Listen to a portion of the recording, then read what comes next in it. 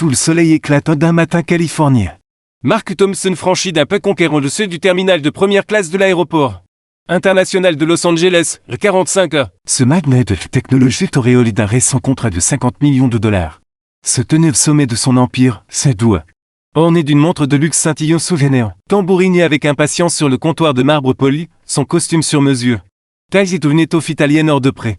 Semble écrit que son importance se foule à faire qu'autour de lui. Pour Mark, chaque détail de ce cravate au soir, ses boutons de manchette gravés était une proclamation de ce supériorité, un étendard de son succès qu'il brandissait avec fierté. J'ai dit un siège côte hublot, lança-t-il l'employé derrière le comptoir et se voix tranchante comme une lèvre monte au crescendo chaque syllabe. Vous savez qui je suis? Je viens de conclure un deal et 50 millions pour mes boîtes, les jeunes femmes. Dont je dois indiquer Emily garde un sourire mécanique, mais ses yeux légèrement plissent trahissent une gêne croissante. Je suis désolé, monsieur Thompson, répondit-elle avec une politesse étudiée. Le seul siège disponible en première classe est le trouvé. Côte couloir, le vol est complet aujourd'hui. Mark laisse échapper un soupir théâtral chargé de mépris et arrachait son billet d'embarquement des mains d'Emily sans un mot de gratitude. Il pivote sur ses talons, sa mallette au cuir noir claque contre ses jambes et se dirigeait vers le contrôle de sécurité avec l'assurance d'un homme habitué à voir le monde plié devant lui. Le terminal bourdonnait d'activité, le cliquetis des valises roulaient. Les annonces nasillardes de haut-parleurs, les murmures des voyageurs, et Mark, drapé au son arrogant, évoluait dans une bulle d'autosuffisance. Sourd au regard curieux, agace qu'il attirait, chaque peu résonnait comme une revendication. Il était Mark Thompson, l'homme qui faisait trembler les salles de réunion. Celui dont le nom circulait dans les cercles d'élite de Silicon Valley. Ce vol pour New York n'était qu'une étape de plus dans cette quête insatiable de pouvoir et reconnaissance. Pour peu sous cette façade d'assurance, une tension diffuse frémissait. Était-ce l'éclat froid du marbre sous ses doigts? Ou le léger frisson d'un pressentiment qu'il chassait d'un haussement d'épaule? Mark l'ignore. Mais ce matin-là, dans l'éclair aveugle des lustres du terminal, il s'apprêtait d'embarquer pour bien plus qu'un simple volet de porte-vitrée du contrôle de sécurité se dressait devant lui et Mark accélère. Son billet de première classe brandi comme un talisman, il ne voyait pas les voyageurs ordinaires. Ceux qu'il jugeait indignes de son attention, pour lui, ce lieu n'était qu'un théâtre où il jouait le rôle principal. Un homme destiné à dominer, mais dans l'ombre de son orgueil. Le destin tissait une leçon qu'il n'oublierait jamais. Une rencontre qui allait ébranler les fondations de son arrogante et redéfinir sa vision du monde. L'attitude arrogante de Mark Hulchemer. Il sortit son téléphone et commençait à passer des appels professionnels bruyants. Ignore les panneaux demandant le silence dans le terminal. Cela avait été une bonne semaine pour Mark, à 45 ans. Il était au sommet de son art dans l'industrie technologique. Le gros contrat qu'il venait de conclure signifiait une prime colossale. Peut-être même une promotion au poste de vice-président senior. Dans son esprit, ce succès impliquait qu'il méritait un traitement spécial partout où il allait, le fil d'attente au contrôle de sécurité était long, mais Mark se frayait un chemin jusqu'au devant, agitant son billet de première classe comme un passe magique. Certains dont les fils lui lancèrent des regards furieux, mais il s'en moquait. Il était meilleur qu'eux. Du moins c'est ce qu'il ne cessait de se répéter après avoir passé les sécurités. Mark se rendit directement au salon de première classe. Il commanda le whisky le plus cher disponible et s'assit pour consulter ses mails, la télévision du salon diffusait un vieux western, puis Mark n'y prêtait pas attention. Il était trop occupé de se sentir important lorsqu'il fut au d'embarque. Mark s'assurait d'être le premier dans le fil, il ajustait sa cravate, recoiffait ses cheveux, voulant paraître parfait pour quiconque pourrait le reconnaître comme l'homme d'affaires prospère qu'il était. L'agent de les portables et les passagers de première classe. Mark se précipite, manquant de renverser un homme âgé qui avançait lentement vers les portes en descendant. Passerait. Mark pratiquait ce qu'il appelait sa démarche de pouvoir, un peu qui annonçait tous qu'il était quelqu'un d'important. L'hôtesse les portes de l'avion l'accueillit avec un sourire, mais Mark remarque à peine, trop occupé à scruter des cabines de première classe pour trouver son siège 3 octas, trop élevé. Marmonna-t-il en avançant en allée. Lorsqu'il trouvait son siège, il s'arrêtait net, à côte. Au siège 3, ce côté bleu était assis un vieil homme vêtu simplement d'un t-shirt moite-taine, l'up, qui semblait l'avoir au début de l'année 90 et lisait tranquillement un journal. Mark fronçait les sourcils. Pour lui, les premières classes étaient réservées aux gens prospères comme lui. Puis des vieillards de tenue décontractée. Il fit un spectacle de ranger sa mallette coûteuse dans le compartiment de bagages. Poussant des soupirs bruyants pour montrer son agacement, le vieil homme levait brièvement les yeux de son journal. Ses yeux vifs et alertes malgré son âge, il y avait quelque chose de familier en lui, mais Mark, trop absorbé par son irritation, ne le remarquait pas. L'homme dégageait une présence qu'elle assurait qui semblait emplir l'espace autour de lui. Mais Mark était trop centré sur lui-même pour le percevoir. Les premières interactions de l'avion alors que les autres passagers remarquaient. Beaucoup ralentissaient en passant devant les ranges 3. Leurs yeux s'écarquillant de reconnaissance. Certains souriraient respectueux que d'autres chuchotaient à leurs compagnons. Mais Marcus ne remarquait rien de tout cela. Trop occupé d'envoyer un dernier remède avant que l'hôtesse ne lui demande d'éteindre son téléphone. Il ne savait pas encore que ce vol de 5 heures de Los Angeles à New York allait devenir l'une des expériences les plus embarrassantes et transformatrices de sa vie. Tout cela parce qu'il n'avait pas daigné montrer un minimum de respect au vieil homme discret assis. À côté de lui, croisa alors que l'avion se préparait au décollage. Marcus Thompson ne cessait de s'agiter de son siège côté couloir, il jetait des regards au vieil homme à côté de lui, émettant de petits sons de désapprobation sous son souffle. Le vieillard continuait de lire son journal. Apparemment l'indifférence et l'irritation évidente de Marcus. « Excusez-moi. » Lança Marcus bruyamment une hôtesse de l'air qui passait. « L'air conditionné fonctionne-t-il correctement ?» Il fait plutôt comme maïssé, il insista sur le dernier mot. Jetant un regard appuyé à la tenue décontractée de son voisin l'hôtesse Sarah. Lui lançait un regard étrange avant de l'assurer que tout fonctionnait normalement. Le vieil homme tourne une page de son journal d'une main, faire un léger sourire joint au coin de ses lèvres. Plusieurs passagers des sièges voisins échangèrent des regards complices. Mais Marcus restait inconscient de leur réaction. Lorsque le commandant de NNONCC dit qu'il fallait éteindre tous les appareils électroniques, Marcus fit un spectacle de terminer son appel très important. « Écoute, Vincent, je me fiche de ce qu'il faut faire, fais-le. Je l'ai décollé avec une compagnie intéressante. » Cria-t-il presque s'assurant que tout le monde entende à quel point il était important. Sarah revint pour lui rappeler deux politiques concernant les téléphones. « Monsieur, nous devons vraiment vous demander d'éteindre votre téléphone maintenant. Savez-vous combien d'argent mon entreprise perd chaque minute où je ne suis pas connecté ?» Rétorque Marcus, mettre fin à son appel. Le vieil homme à côté de lui bougeait légèrement. Et pendant un bref instant, leurs regards se croisèrent avec une intensité qui aurait fait réfléchir un homme plus sage. Finalement, rangeant son téléphone, Marcus décidait de s'approprier les deux accoudoirs. Écartant ses coudes pour occuper le plus d'espace possible, lorsque le coude du vieil homme touchait légèrement. Marcus laisse échapper un soupir exagéré. « Vous savez, annonça-t-il à personne en particulier. Les premières classes n'est plus ce qu'elle était, il laisse n'importe qui entrer de nos jours. » Un ancien marine assis de l'autre côté de la se crispait visiblement à ces mots. Son visage s'assombrissant de colère, le vieil hôte cependant reste impassible. Prit soigneusement son journal le plaçant dans la poche du siège, alors que l'avion décollait. Marcus poursuivit son commentaire incessant. Autrefois les gens connaissaient leur place. Maintenant c'est comme prendre le bus, il sortit un portfolio de cuir. S'assurant que tout le monde voit son logo du créateur, le vieil homme tendit les mains vers ses bouteilles d'eau. Ses mouvements mesurés étaient libérés, si malgré son âge était ferme.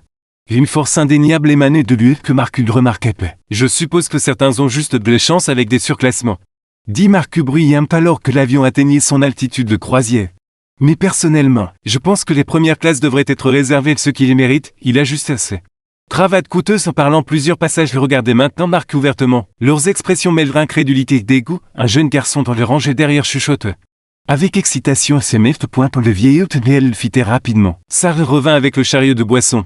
Traitant le vieil homme avec un respect notable. « Voulez-vous votre habitué, monsieur ?» lui demanda-t-elle doucement. L'homme hochait la tête poliment. Puis elle lui versait un simple verre d'eau avec un sourire chaleureux. Marcus l'interrompit. « Je prendrai votre whisky le plus cher sec. Quelque chose de convenable pour les vrais passagers de première classe. » Il insista sur le mot vrai tout en lançant un autre regard désapprobateur et son voisin. Les réponses du vieil homme à tout cela fut simplement de regarder par le hublot. Son reflet dans les vitres montrant ce même demi-sourire mystérieux. Il y avait quelque chose dans ce sourire, quelque chose qui suggérait qu'il avait vu bien trop de choses de sa vie pour être perturbé par les démonstrations mesquines d'hommes comme Marcus. Marcus ne savait pas encore que ce comportement grossier était observé dont et par n'importe quel passager âgé, mais par quelqu'un qui avait passé des décennies de commande le respect. Sur son écran, quelqu'un dont la seule présence faisait reculer les hommes les plus endurcis et dont l'autorité discrète avait rempli des salles de cinéma et touché des cœurs pendant des générations. La vérité allait frapper Marcus plus fort que n'importe quel coup porté dans les films célèbres de son voisin. La révélation, un soubresaut de turbulence secoua l'avion juste au moment où ça. L'hôtel se tendait et Marcus son whisky couteau, il le saisit rapidement. Essayant de montrer son style raffiné aux autres passagers, l'avion trembla de nouveau. J'avoue que Marcus ne puisse stabiliser sa main. Le liquide or éclaboussait son ordinateur portable, c'est exactement ce que je disais. Explosait Marcus, son visage virant de rouge. Si j'avais assez d'espace, et ça ne serait plus arrivé.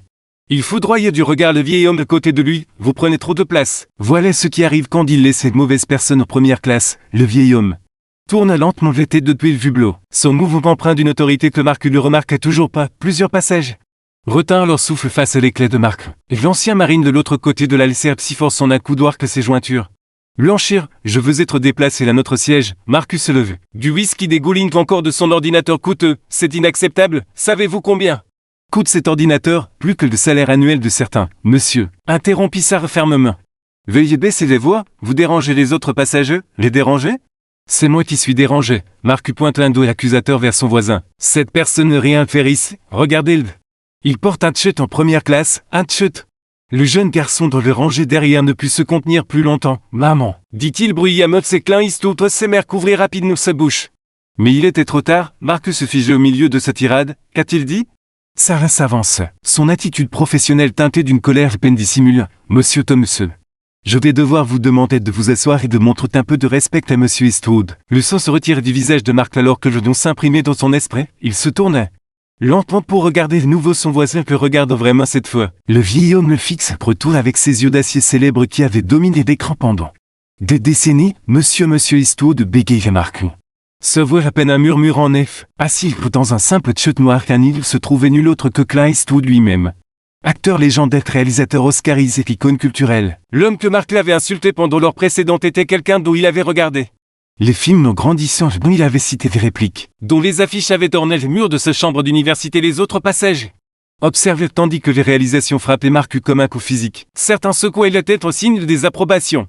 Tandis que d'autres tentaient de cacher leur sourire face à ce déconfiture. L'ancien marine de l'autre côté de l'altar arborait désormais un sourire satisfait, les jambes. Marcus faiblit et fils s'effondrait dans son siège. Son esprit revisite chaque commentaire grossier qu'il avait fait, chaque geste irrespectueux. Chaque exigence arrogante, chaque souvenir était comme un coup de marteau sur son ego. Eastwood n'avait peu bougé ni changé d'expression, mais d'une certaine manière. Sa présence semblait maintenant emplir toutes les cabines maintenant que Marcus savait qui il était. Ce subtil demi-sourire prenait une nouvelle signification, ce n'était pas la résignation d'un passager agi tolère un mauvais comportement, mais plutôt le regard entendu d'un homme qui avait vu tous les types de comportements humains. Cours de ses longues et distinctes carrières. L'ordinateur portable continuait de goûter du whisky sur le pantalon coûteux de Marcus. Mais il se moquait désormais, ses propres mots résonnaient dans ses têtes. Les premières classes devraient être réservées à ceux qui y ont leur place, l'ironie était dévastatrice. Un homme d'affaires autoproclamé important, avait passé leur précédente sermon d'une des légendes les plus respectées de Hollywood sur le fait d'appartenir les premières classes. Sarah revint avec des serviettes pour le whisky renverse. Les temps de Marcus sans un mot, il les prit automatiquement. Ses mouvements mécaniques alors que son cerveau tentait encore de comprendre les situations. Essuie son ordinateur trempe. Il sentait le regard de tous les passagers sur lui et pour les premières fois depuis des années. Marcus Thompson se sentit très petit. Les leçons apprises dans le silence les 30 minutes suivantes du vol furent les plus longues de vie de Marcus Thompson. Il restait rigide dans son siège, les serviettes humides oubliées dans ses mains.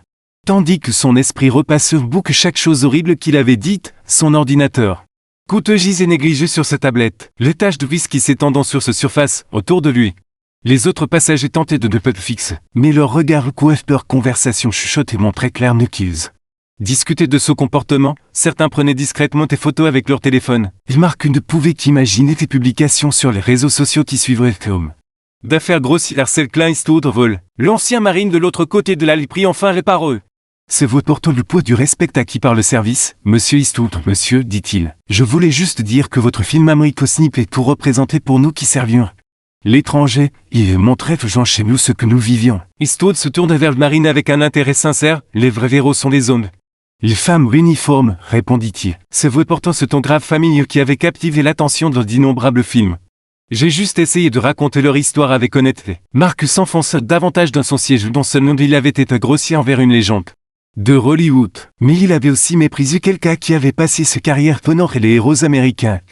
Racontait des histoires importantes. Les peaux du marine rendaient les plaintes antérieures de Marcus sur l'espace pour les jambes et à coudoir encore plus mesquine et monteuse d'une autre hôtesse différente de Sarah. S'approche de l'orange des yeux brillants d'admiration, Monsieur Eastwood. J'espère que cela ne vous dérange pas, mais mon père était figure dans impitoyable. Il disait toujours que c'était le moment fort de sa vie. Eastwood sourit chaleureusement. Chaque personne sur un plateau de tournage contribue à l'histoire, dit-il. Aucun rôle n'est trop petit, ces mots portaient une signification plus profonde qui n'échappa. Père Marc, chaque personne mérite du respect quel que soit son statut. Le jeune garçon de le ranger derrière passe la tête entre les sièges. Maman dit que vous êtes une légende, Monsieur Eastwood, dit-il avec une innocence enfantine. Qu'est-ce que ça veut dire? Eastwood se tourne dans son siège. Ne montre aucune des irritations que Marc avait affichées plus tôt lorsque le garçon avait parlé. Ça veut dire que j'ai eu la chance de travailler dur à ce que j'aime pendant très longtemps. Répondit-il simplement, son humilité évidente dans chaque mot. Marc observait avec stupéfaction comme Eastwood gérait chaque interaction avec Grastan.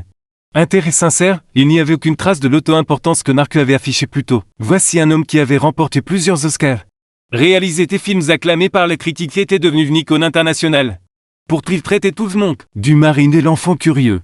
Avec le même niveau de respect, Sarah revint au rangé avec un nouveau verre d'eau pour Eastwood. Mon grand-père regarde le bon, le brut et le truc chaque Noël. Partageait-elle avec un sourire, c'est une tradition familiale, les traditions comme celles punissent les familles, répondit Eastwood avec réflexion. C'est ce qui compte le plus. Marcus ressentait chaque échange amical comme un coup de fierté. Le contraste entre le comportement humble d'Eastwood et sa propre arrogance était douloureusement clair. Voici un homme qui avait gagné le droit d'exiger un traitement spécial. Pourtant il n'en demandait aucun, pendant ce temps. Marcus avait passé les premières heures du vol d'exiger un respect qu'il n'avait pu mériter. Mépriser ceux qui méritaient mieux. Les taches de whisky sur son pantalon avaient séché en un motif embarrassant. Mais Marcus n'y prêtait plus attention. Son esprit était trop occupé à assimiler la leçon qui lui était enseignée par l'exemple juste. Côté de Luc, chaque réponse gracieuse d'Eastwood, chaque moment de connexion sincère avec les autres passages. Souligner quel point Marcus s'était trompé sur ce qui faisait vraiment qu'une personne appartenir les premières classes ailleurs. La transformation de Marcus, l'avion avait atteint son altitude de croisière. Il voyait des ceintures s'éteigner avec un léger tintement. Marcus Thompson restait dans un silence inconfortable. Stone grandit sur chaque minute. Il observe Clint Eastwood sortir un petit carnet de sa poche. Il commence à l'écrire avec un simple crayon. Une hôtesse annonçait que le déjeuner serait bientôt servi alors qu'elle parcourait les cabines pour prendre les commandes. Marcus remarqua quelque chose de remarquable. Eastwood demanda immédiatement d'être servi le premier. Comme Marcus l'aurait fait quelques heures plus tôt, au lieu de ce qu'il attendait patiemment. Regardant les nuages par son hublot, lorsque Sarah atteignit leur rangée avec le chariot de repas. Elle commençait par le siège d'Eastwood. Monsieur Eastwood. Souhaitez-vous le poulet ou le bœuf aujourd'hui? Que recommandez-vous? Demanda Eastwood avec gentillesse. Très tôt son opinion avec un respect sincère, le visage de Sarah s'illumina d'être interrogé. Le poulet est vraiment pour aujourd'hui, monsieur. C'est une nouvelle recette, alors ce serait ça. Dit Eastwood avec un sourire chaleureux. Merci. Sarah, Marcus observait cet échange simple avec une amasme croissante. Les manières dont Eastwood avait retenu le nom de l'hôtesse. Comme il avait demandé son avis au lieu d'exiger la meilleure option. C'était une leçon magistrale en interaction humaine que Marcus avait été trop aveugle pour voir. Auparavant, lorsque Sarah se tournait pour prendre les commandes de Marcus, il se trouvait bafouillé. Je prendrai le poulet aussi s'il vous plaît, dit-il doucement. Ajouta un merci qui semblait étrange sur sa langue alors qu'il mangeait leur repas. Marcus ne pouvait s'empêcher de remarquer comme Eastwood traitait chaque petite interaction comme importante. Lorsqu'une jeune hôtesse renversait accidentellement une goutte d'eau remplissant son verre. Eastwood sourit, n'était pas du mal, avant même qu'elle ne puisse s'excuser. Le soulagement de des jeunes femmes était visible. Et Marcus se rappelle comme il aurait réagi à la même situation quelques heures plus tôt. L'ancien marine de l'autre côté de l'allée reçut un appel de l'hôtesse indiquant que sa carte de crédit avait été refusée pour son repas, avant que l'embarras ne s'installe. Eastwood demanda discrètement à Sarah d'ajouter le repas du marine et se note, il le fit si subtilement que seul Marcus Tassier-Côte le remarqua monsieur. Trouve enfin Marcus le courage de parler. Ce vaut à peine plus qu'un murmure, je ne sais pas quoi dire. Eastwood se tournait vers lui avec ce même yeux qu'elle qui avait affronté d'innombrables méchant écran, parfois, dit-il de sa voix grave distinctive. Ne rien dire vaut mieux que de dire les mauvaises choses. Le poète ces mots frappent Marcus. Durement, combien de fois avait-il parlé sans réfléchir? Combien de personnes avait-il blessé avec ses commentaires irréfléchis de son comportement? Arrogant, un léger soubresaut secoua l'avion. Les mains de Marcus se tendit automatiquement vers la coudoir. Le même qu'il avait si grossièrement réclamé plus tôt, cette fois il retirait sa main. Le laissant libre pour son voisin. Eastwood remarquait le geste et parlait de nouveau. Vous savez de mes carrières. J'ai joué beaucoup du dur, mais la vraie force ne consiste pas à intimider les autres. C'est d'avoir la force d'être gentil. Toi c'est plus facile de ne pas l'être, Marcus Shell. Peut-être incapable de croiser le regard d'Eastwood. Les simples vérités de ces mots rendaient toutes ses actions précédentes encore plus honteuses, il pense. Et son comportement au comptoir d'enregistrement de sa grossièreté envers l'agent de la porte. Son attitude arrogante envers les hôtesses, le vieil homme retournait son carreau. Griffonnant ce qui semblait être de notes pour un scénario ou peut-être des pensées personnelles. Son crayon glissait régulièrement sur la page de chaque mot soigneusement pesé avant d'être écrit. Si différent de l'habitude de Marcus de lancer tout ce qui lui passait par la tête. Regardons maintenant des cabines de première classe. Marcus les voyait avec des yeux nouveaux. La véritable marque de classe n'avait rien à voir avec des costumes couteaux qu'en statut de vol. C'était la manière dont traitaient les autres. Surtout ceux qui ne pouvaient rien faire pour vous au retour, l'acier côté de lui se trouvait. Un exemple vivant de cette vérité. Alors que le vol continuait au-dessus du cœur de l'Amérique. Marcus Thompson se retrouvait dans une position inhabituée et complètement silencieux. Peut-être pour les premières fois de sa vie adulte. Il écoutait simplement observait. La leçon se déroulait autour de lui sans un seul mot de sonde. Célèbre voisin. Un petit tumulte commençait quelques ranges devant lorsqu'une femme âgée s'inquiétait de des pertes. Ces médicaments, alors que les hôtesses cherchaient les bouteilles de pilules qui avaient roulé. Marcus observait Clint Eastwood détacher soigneusement sa ceinture et se levait. Excusez-moi. dit-il doucement à Mark qui écartait rapidement ses jambes pour le laisser passer. Eastwood se dirigeait vers le passager bouleversé avec des peurs mais délibéré, ce seul. Présence semblait calmer la situation, il s'agenouille malgré son âge. Il regarda sous plusieurs sièges jusqu'à ce qu'il trouve les bouteilles de pilules qui avaient roulé. Loin de l'allée, je crois que ceci vous appartient, madame, dit-il, lui tendant le médicament avec un sourire d'où le vieux de la femme s'écarquillèrent de reconnaissante mais avant qu'elle ne puisse faire un scandale. Eastwood s'était déjà retourné pour regagner son siège, pas de fanfare. Pas d'attente de louange ou de reconnaissante. Juste un simple acte de gentillesse marqué d'Eastwood à se rasseoir. Un geste automatique qui le surprit lui-même, l'acteur légendaire Rochelle était un signe de remerciement. Il Mark ressentit une petite étincelle de chaleur d'avoir fait quelque chose d'utile au lieu d'exiger quelque chose pour lui-même. Un soubresaut de turbulence secoua l'avion. Le commandant des NCC disait qu'il rencontrerait des turbulences pendant les 20 prochaines minutes. Mark remarqua que certains passagers devenaient nerveux, agrippent fermement leurs accoudoirs. Eastwood sortit calmement son carnet de nouveau et commença à écrire. Ses mains fermes, son comportement paisible et un effet d'entrée dans les cabines. Plusieurs passagers anxieux semblaient puiser de la force dans son calme, vous savez. Dit soudain Eastwood, ses voix assez basses pour que seul Mark l'entende. En toutes mes années de vol, j'ai appris quelque chose d'intéressant sur les turbulences. Marcus se tournait vers lui.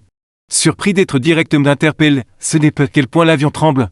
Poursuivit Eastwood. Mais comment vous choisissez de gérer les secousses, un peu comme la vie elle-même, les ponts planit entre eux alors que l'avion continuait à tanguer dans les turbulences. Mark pensait à la manière dont il avait géré ses propres moments de turbulence, toujours en blâmant les autres qu'en exigeant un traitement spécial ou faisant une scène. Une jeune mère quelques rangées derrière tentait de calmer son bébé qui pleurait, au lieu de montrer de l'agacement comme d'autres passagers auraient pu le faire. Eastwood se tourna et lui adressa un sourire compréhensif. Ce simple geste sembla lui donner de vie.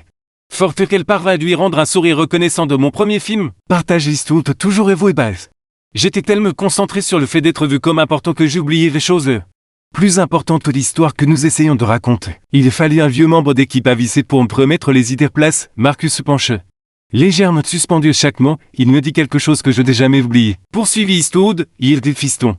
Les plus grandes stars d'Hollywood ne sont pas celles qui exigent le respect, ce sont celles qui le donnent librement à tous ceux qu'elles rencontrent. Les turbulences commencèrent à s'apaiser. Mais l'impact des mots d'Eastwood frappait Marcus de plein fouet, il pensait à toutes les fois qu'il avait exigé le respect sans en donner un retour, à toutes les personnes qu'il avait méprisées. Pensant que son succès le rendait meilleur que ça repasserait à nouveau dans les ranges.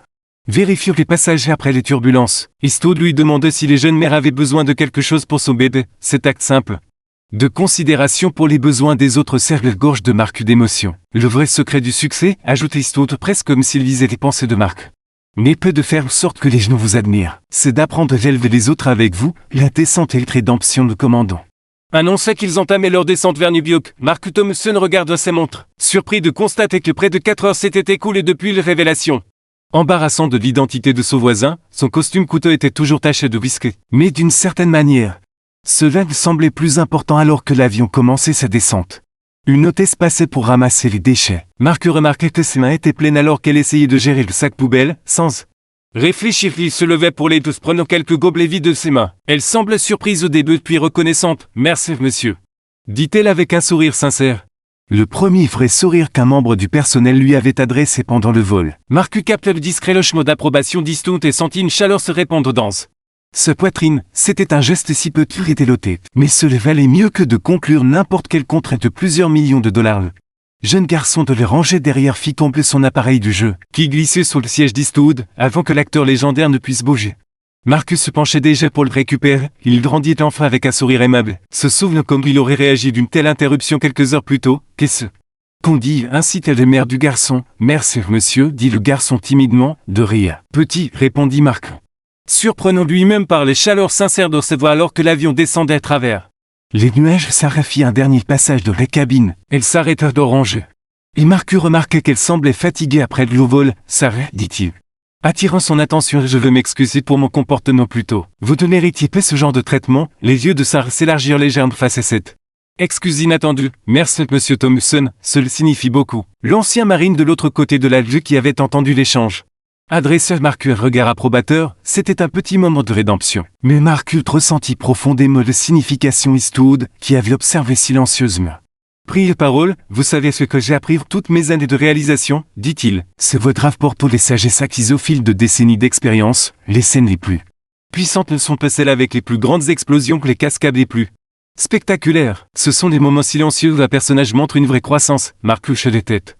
Comprenant les significations plus profondes des mots d'Eastwood, son propre arc narratif ce jour-là avait été plus dramatique que n'importe quelle scène de film. L'avion vire brusquement alors qu'il s'alignait pour l'atterrissage. Faisant saisir leurs accoudoirs à certains passages nerveusement, Mark remarque une jeune femme. De l'autre côté de la ligne qui semblait particulièrement anxieuse, première fois en avion, demanda-t-il gentiment, et le hoche les têtes. Ses jointures blanches sur l'accoudoir, essayait de regarder l'horizon, suggérait Mark. Se souvenant d'un conseil de son propre premier vol des années auparavant, cède avec le mal de transport. La femme suivit son conseil et parvint un sourire reconnaissable alors qu'elle se détendait. Visiblement, Mark capta Eastwood observa cet échange avec approbation, parfois. Dit Eastwood doucement. La mesure d'un homme ne se trouve pas dans l'importance qu'il semble avoir, mais dans la manière dont il traite ceux qui luttent. Alors que le bureau de l'avion touchait les pistes, Mark sentit quelque chose changer en lui. L'homme d'affaires colérique et arrogant qui avait embarqué à Los Angeles semblait être un étranger. Maintenant, à sa place se trouvait quelqu'un qui commençait à comprendre ce que signifiait vraiment la classe. Il est d'imiter le train d'atterrissage heurta le tarmac, et le moteur de l'avion rugir pouce inverse. Mais Mark remarqua à peine, il était trop occupé et pensait à toutes les personnes dans sa vie qu'il devait traiter différemment, son assistante ou le personnel de nettoyage du bureau. L'agent de parking qu'il voyait chaque matin à la voix de Sarah retentit dans l'interphone. Remercions tout le monde d'avoir voyagé avec eux, pour les premières fois. Mark écoute vraiment les chaleurs sincères dans ce mot, il regarde autour de la cabine de première classe et Lévi avec des yeux nouveaux genoux comme un symbole de statut, mais comme un espace partagé. Tout le monde méritait de respecter les excuses finales alors que l'avion roulait vers le porte de l'aéroport JFK. Mark Thompson rassemble son courage. Il savait que c'était sa dernière chance de s'excuser correctement auprès de les figures légendaires. Assise à côté de lui, ses mains tremblaient légèrement alors qu'il se tournait pour faire face à Clint Eastwood. Monsieur Eastwood, commença Mark de sa voix humble et sincère. Je veux m'excuser pour mon comportement plus tôt, j'étais complètement hors de propos. Et vous m'avez montré plus de grâce que je ne le méritais. Eastwood se tourne pour lui faire fat. Ses yeux célèbres portent des décennies de sagesse. Vous savez ce qui est plus difficile que de s'excuser, demanda-t-il de sa voix grave distinctive. Reconnaître pourquoi vous deviez vous excuser en premier lieu, on dirait que vous avez compris. Cette partie, l'avion s'arrête complètement, et les passagers commencèrent à atteindre leur sac de des compartiments de bagages. Mark remarque une femme âgée ayant du mal avec ses bagages, quelques rangées devaient se lever. Immédiatement pour l'aider, laissez-moi prendre ce pour vous, madame, dit-il. Soulevant facilement son sac, la femme le remerciait chaleureusement, fait que Mark se retourne. Il vit Eastwood hocher la tête en signe d'approbation, les actions parlent plus fort que les mots. Dit Eastwood alors qu'il se levait lentement, et l'ont toujours fait. Ils le feront toujours, alors qu'ils se préparaient à quitter l'avion. Mark remarqua quelque chose de remarquable. Eastwood attendait patiemment que les autres passagers rassemblent leurs affaires. Ne montre aucun signe de l'arrogance que Mark lui-même avait affiché quelques heures plus tôt. Au lieu de cela, les légendes de Hollywood et d'une jeune mère gérée poussée de son bébé offrit une main ferme à un passager âgé et sorti de l'avion. Eastwood s'arrête pour remercier chaque hôtesse par son nom. Sarah Toclise. Merci pour votre service professionnel, dit-il, serrant leurs mains. Mark suivit son exemple, s'assure d'ajouter ses propres excuses sincères Sarah pour son comportement précédent dans les passerelles. L'ancien marine s'approchait d'Eastwood une dernière fois. Monsieur, serait-il possible d'avoir une photo rapide, demanda-t-il respectueusement. Bien sûr, répondit Eastwood chaleureusement, puis fait la surprise de Mark qu'il ajoute. Ça vous dérangerait de les prendre pour nous?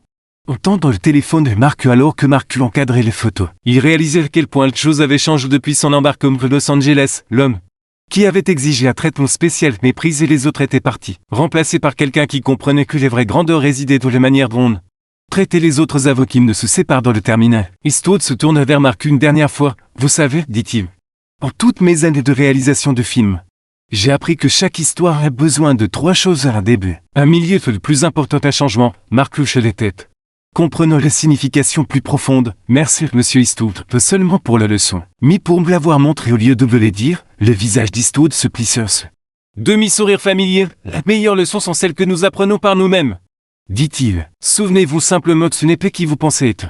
C'est qui vous choisissez d'être chaque instant. As Mark Thompson stepped into the baseline Terminal of JFK Airport. The weight of the fever flight from Los Angeles settled to him like a key revelation. The fluorest like a stack shadow the butries rad glowed with a newfound resolve. Kindle bis van assuming presence of Clint Eastwood, the land acte simple like shut. Anne Vrad faded into the chart tietrise les son linger et un tomacosis soul. Ce parade bout de courage and humility. Quality marcurad long neglected in his claim to success, but none. Standing amidst the clamor of travel, refelt conviction deep than any business dict truvoil et not in well or statue. But in the respect one of it was the mark pulled out his phone. Iskjin clatted with an dimensal message. He won a mind of the gigantus world rebuilt, yet for the first time in years. Reignored them, instead to reopen his contact, schedule into the name of his assistant and woman read often dismissed with some arrogance read shown on the plan, his finge. Hesitate them type tn till a fine, but you va polo for a pave you, thing will be different from now. Promisery sent a small act that felt monumental. The first step toward GD means the man read bin. Looking at a marque at a final glimpse of his toad vanishing out of the sea of travel. Riz impretentive attirer Silgibiu to make saison s'agiste de désigner Asri navigated the terminate make the newly open. Noticed the Tyree previously ignored the Swegi smile of a janitor pushing up job. The key patience of a custom service branding a complaint. Ce grateful not from a strange when rirel de oupe le do, impose a mirror. Giflecting the less westwood rad embodied. Ge classos measured in kindness not in the Japanese of success giflecting of the flight. Mark felt up angle sham for resolus behaviors loud de the condescending G-Max. Son title mos atrad spilled as Gilias whiskey his laptop, read bodied that plan. Billy in riz $50 million deal made him superior. But sitting beside Hollywood I conrogited FG1 with equal respect rad chatted that. Illusion, the même Giovis to to javoli voice echoed in his mind. The biggest stars in Hollywood and the ones rudement respect, they the ones rugivit. Gili Marcugi lies read spills this in the jeune kind of page, when that diminished as the elevator himself, the less was rambling through influence cam jom. Lifting as that not pushing them down the same count had been a crucible. Following a new perspective, Mark out of his past the countless times read sapped at barista.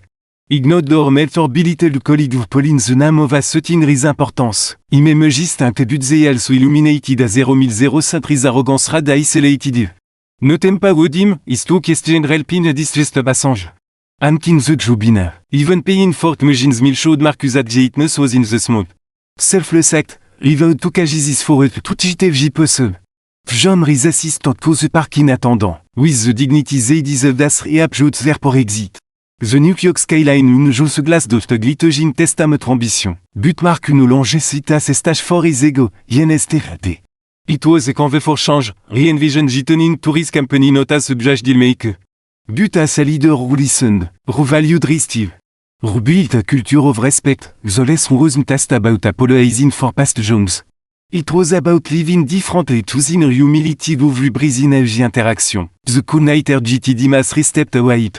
Jaunding him in the moment, Mark felt a flicker of hope.